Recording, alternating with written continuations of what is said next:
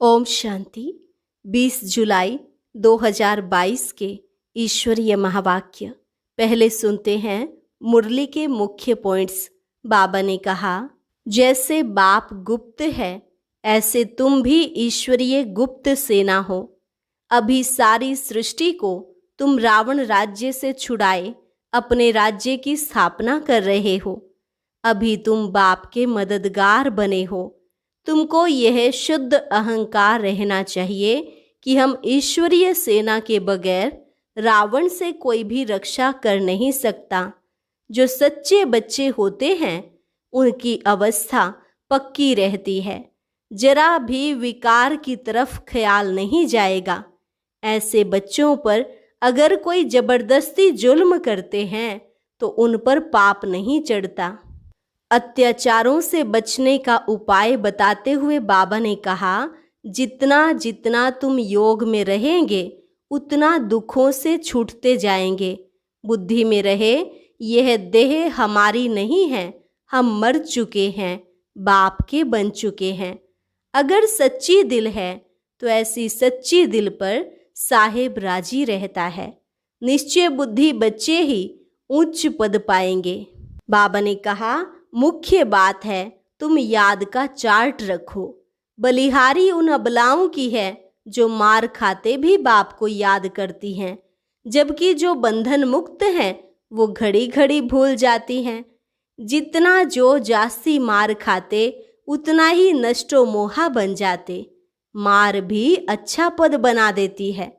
ऐसी बच्चियों को खुद बाबा भी याद करते हैं। और लास्ट में बाबा ने कहा, ज्ञान सुनाने वाले बच्चे ऐसे चतुर होने चाहिए जो बात बिल्कुल थोड़ी करें और सामने वाले को एकदम तीर लग जाए। बाकी यह सितम आदि तो होंगे ही, यह भी तुम्हारा कर्म भोग है जो अब चुकता हो रहा है। और अब सुनते हैं महावाक्यों को विस्तार से। मुरली का सार। मीठे बच्चे, तुम रूहानी सेना हो।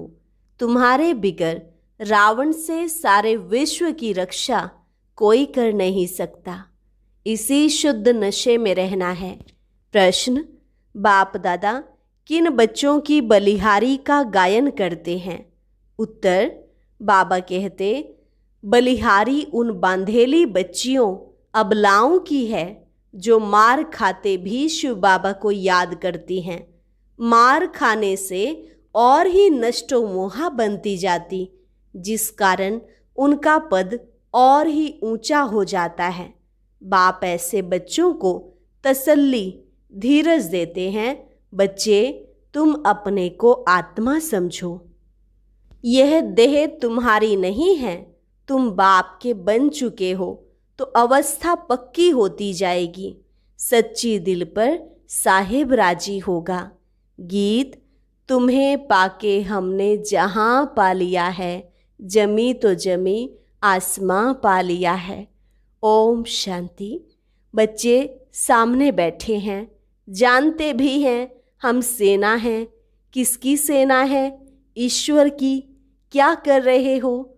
हम रावण पर विजय पा रहे हैं।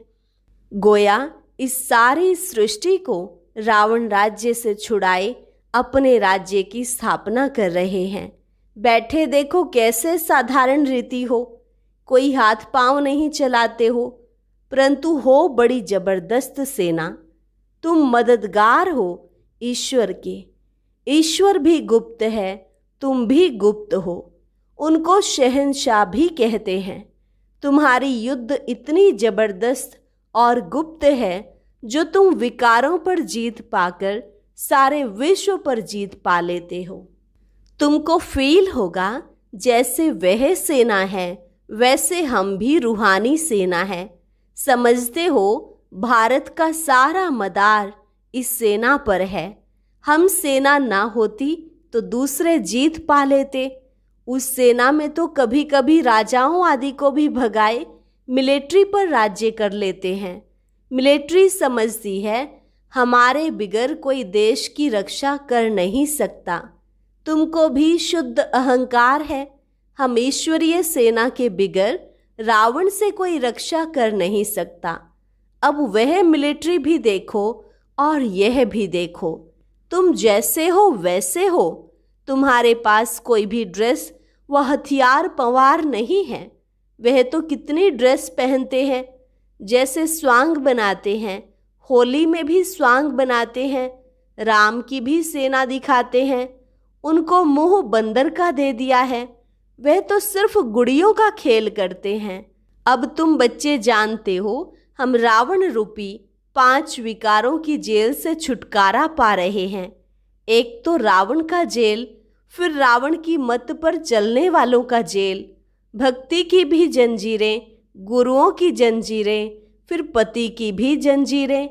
रावण की मत पर तुम कितने दुखी होते हो, कितना पुकारते हो। रावण हमको बहुत सताते हैं। तुम जानते हो, जितना जितना हम योग में रहते हैं, उतना हमारी आत्मा दुख से छूटती है। अबलाओं पर अत्याचार तो बहुत होते हैं, बहुत मार खाती हैं। अबलाएं पुकारती हैं, अब हम क्या करें। बाप फिर तसल्ली, धीरज देते हैं। यह तो समझाया है, तुम अपने को आत्मा समझो। यह देह हमारी नहीं है।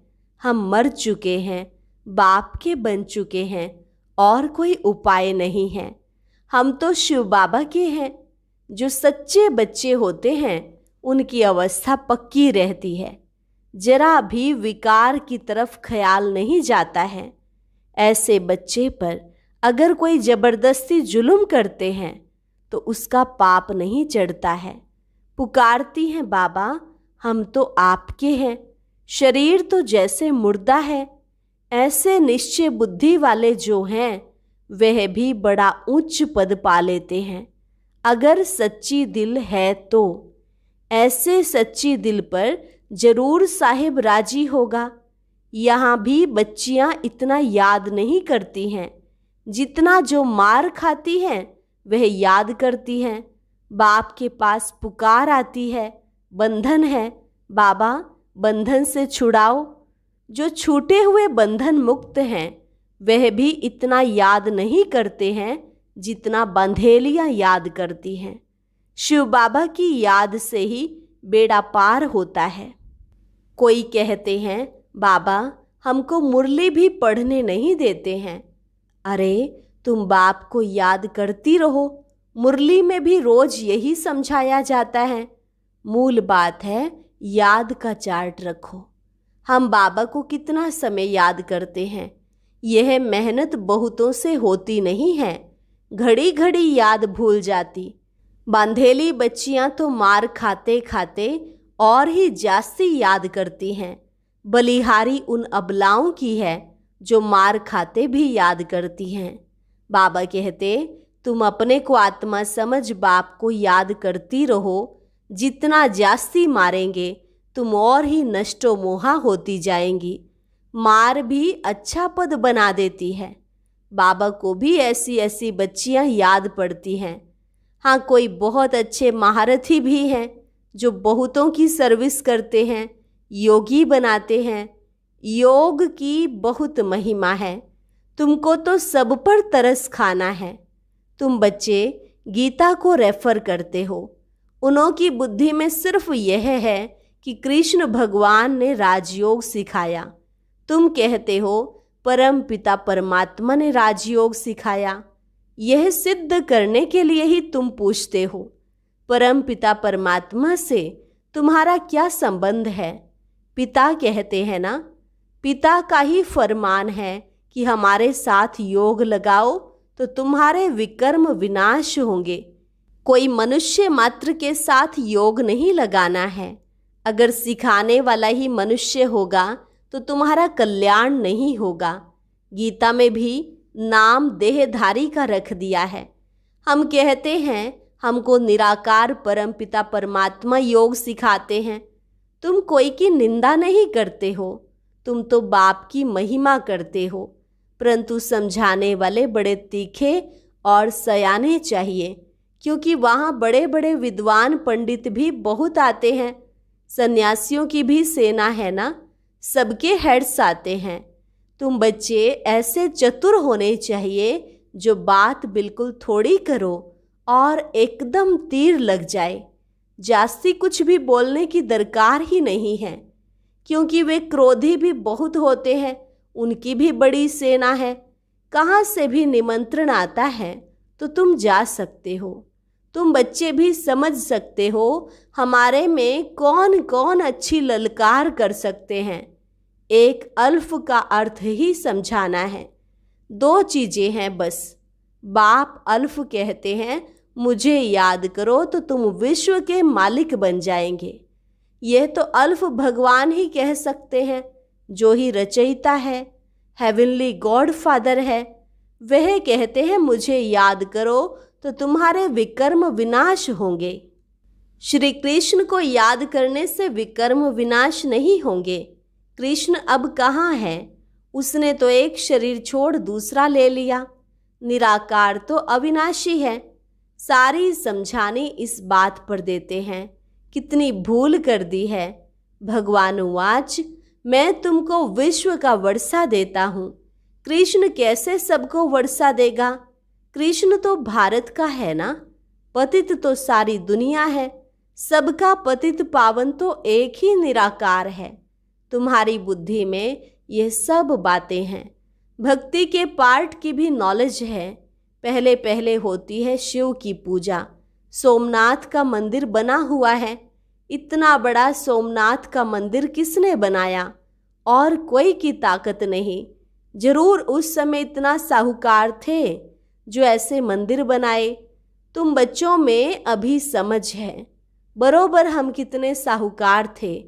इतना बड़ा सोमनाथ का मंदिर बनाया है, जरूर महाराजा होगा। देवी देवताएं खुद ही पूज्य थे, वही पुजारी बन पड़े, फिर वही पूजा के लिए मंदिर बनाएंगे। ऐसे नहीं कोई एक सोमनाथ का मंदिर बनाते हैं। एक ने शुरू किया, फिर बहुतों ने बनाया, फिर बहुत मंदिरों को लूटा होगा। एक मंदिर से ही इतना सामान निकला जो ऊंट भर कर ले गए। जब चढ़ाई करते हैं तो कोशिश करते हैं कैपिटल को हाथ करें, फिर उनकी विजय हो गई। अब तुम्हारी बुद्धि में है बरोबर ये देहली परिस्तान थी, धर्मराज ने स्थापन किया था। देहली फिर से परिस्तान बनेगी, उसके लिए हम राजयोग सीख रहे हैं। अब तुम सुनते हो तो बुद्धि में नशा चढ़ता है। समझते हो हमारा राज्य स्थापन हो रहा है, हमारा नाम बाला है। कहा भी जाता है गुप्त सेना, नॉन वायलेंस। इतना बड़ा कोई अर्थ नहीं समझते हैं। तुम न स्थूल हथियार उठाते, न काम कटारी चलाते। तुम ही नॉन वायलेंस शक्ति सेना हो, जिन्होंने योग बल से राज्य पाया है। विश्व का मालिक बनने के लिए श्रीमत पर हम एक बाप को ही याद करते हैं। जानते हैं अभी यह नाटक पूरा होता है, फिर नए सिर शुरू होगा। यह अविनाशी नाटक है, यह कब विनाश नहीं होता है। बाकी इतना जरूर है, जब नई दुनिया होती तो पुरानी दुनिया खलास हो जाती है। चक्र तो फिरता ही रहता है। यह अनादि ड्रामा है। जैसे भगवान के लिए कहते हैं हाजिर नाजिर है, वैसे यह ड्रामा चक्कर लगाता ही रहता है। इस ड्रामा में सब एक्टर्स हैं ही हैं। तुम जानते हो मूल वतन और सूक्ष्म वतन है ही है। फिर सत्युग त्रेता चक्र लगाकर फिर रिपीट होता है। यह अविनाशी ड्रामा है। हम एक्टर्स भी ड्रामा में है ही हैं। शुरू से अंत तक सबका पार्ट है ही है। वह छोटा ड्रामा होता है जो पुराना हो जाता है, यह कभी पुराना नहीं होता। यह अविनाशी ड्रामा कब पुराना होता है क्या? नहीं। बाकी हम पार्ट में आते हैं, नए से पुराने हो, फिर पुराने से नए हो जाते हैं। तुम जानते हो बरोबर हम राजा रानी थे, अब रंक बने हैं। रंक से फिर राव बनते हैं। रंक माना फकीर। बाप आकर सबको राह बताते हैं। तुमको बहुत नशा होना चाहिए। यह नई नॉलेज तुमको मिलती है, और मिलती भी एक ही बार है। यह समझते हो ना कि हम डायरेक्शन अनुसार इस सृष्टि पर अपनी बादशाही स्थापन कर रहे हैं। बाप कहते हैं मुझे याद करो और बादशाही को याद करो। हाँ, बाकी यह सितम तो होंगे ही। सितम भी कर्म भोग हैं। पुरुष स्त्री को मारता है, ऐसे ही कोई मार सकता है क्या? तुमने भी उनको मारा होगा, वही हिसाब किताब जुगतू हो रहा है। ये सब कर्मों का हिसाब किताब है। अब तुम श्रीमत पर श्रेष्ठ कर्म कर रहे हो। अब कोई भ्रष्ट कर्म नहीं करना। सबसे श्रेष्ठ कर्म है सबको बाप का परिचय देना। बाप का फरमान मिला है, माँ में कम याद करो। सभी बाप को ही भूले हुए हैं। शिव की पूजा करते हैं परंतु जानते कुछ भी नहीं। अमरनाथ पर भी बड़ा लिंग बना कर रखा है। इतना बड़ा बाप का रूप है क्या? कुछ भी पता नहीं है। अब तुम बच्चे इन सब बातों को यथार्थ समझ गए हो। अच्छा, मीठे मीठे सिके लधे बच्चों प्रति माता पिता बाप दादा का याद प्यार और गुड मॉर्निंग। रूहानी बाप की रूहानी बच्चों को नमस्ते। रूहानी बच्चों की रूहानी बाप दादा को नमस्ते नमस्ते, गुड मॉर्निंग। धारणा के लिए मुख्य सार। पहली पॉइंट, श्रीमत पर सदा श्रेष्ठ कर्म करने हैं। कोई भी भ्रष्ट कर्म ना हो, इसका ध्यान रखना है। बहुतों को योगी बनाने की सेवा करनी है। दूसरी पॉइंट, सच्ची दिल रखनी है। शरीर तो जैसे मुर्दा है, इसका अभिमान छोड़ देना है। पूरा पूरा नष्टो मोहा बनना है। वरदान, कल्प कल्प के विजय की नोंद को स्मृति में रख। सदा निश्चिंत रहने वाले निश्चय बुद्धि विजयी भव। कल्प कल्प के विजय की नोंद को स्मृति में रख। सदा निश्चिंत रहने वाले निश्चय बुद्धि विजयी भव। निश्चय बुद्धि बच्चे व्यवहार व परमार्थ के हर कार्य में सदा विजय की अनुभूति करते हैं। भले कैसा भी साधारण कर्म हो, लेकिन उन्हें विजय का अधिकार अवश्य प्राप्त होता है। वे कोई भी कार्य में स्वयं से दिल शिकस्त नहीं होते, क्योंकि निश्चय है कि कल्प कल्प के हम विजयी हैं। जिसका मददगार स्वयं भगवान है, उसकी विजय नहीं होगी तो किसकी होगी? इस भावी को कोई टाल नहीं सकता। यह निश्चय और नशा निश्चिंत बना देता है। स्लोगन, सदा खुशी की खुराक द्वारा तंदुरुस्त, खुशी के खजाने से संपन्न खुशनुमा बनो। सदा खुशी की खुराक द्वारा तंदुरुस्त, खुशी के खजाने से संपन्न खुशनुमा बनो। अभी है मातेश्वरी जी के अनमोल महावाक्य। हम कहते हैं कल्प 5000 वर्ष का है और यह कल्प हर कल्प हूबहू रिपीट होता है।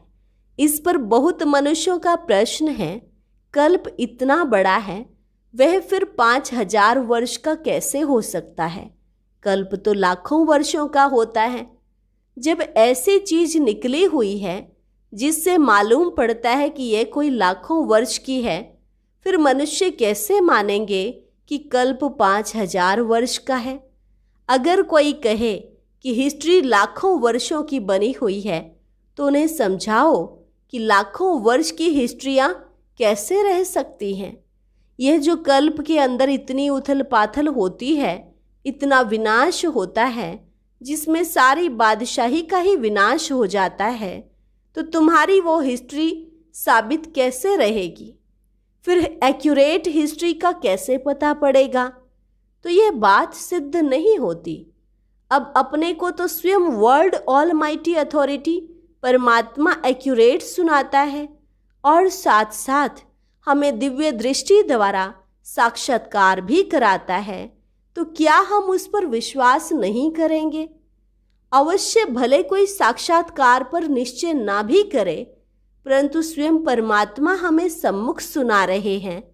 पहले तो हमको यह निश्चय है कि हमको पढ़ाने वाला कौन और फिर सारी सृष्टि कैसे हूबहू चक्र लगाती है, इस राज को भी हम समझ चुके हैं। तभी हम अपने अनुभव और प्रैक्टिकल जीवन को देख यथार्थ कह रहे हैं कि कल्प 5000 वर्ष का है। दूसरा, आत्मा और परमात्मा का अंतर, भेद इस पर समझाया जाता है कि आत्मा और परमात्मा का रूप एक जैसा ज्योति रूप है। आत्मा और परमात्मा की आत्मा का साइज एक ही रीति में है। बाकी आत्मा और परमात्मा में सिर्फ गुणों की ताकत का फर्क अवश्य है। अब यह जो इतने गुण हैं वो सारी महिमा परमात्मा की है। परमात्मा दुख सुख से न्यारा है, सर्वशक्तिवान है, सर्वगुण संपन्न है, 16 कला संपूर्ण है। उनकी ही सारी शक्ति काम कर रही है। बाकी मनुष्य आत्मा की कोई शक्ति नहीं चल सकती है। परमात्मा का ही सारा पार्ट चलता है। भले परमात्मा पार्ट में भी आता है तो भी खुद न्यारा रहता है, लेकिन आत्मा पार्ट में आते भी पार्टधारी के रूप में आ जाती है। परमात्मा पार्ट में आते भी कर्म बंधन से न्यारा है। आत्मा पार्ट में आते कर्म बंधन के वश हो जाती है। यह है आत्मा और परमात्मा में अंतर। अच्छा, और अब सुनते हैं आज का अव्यक्त ज्ञान मोती।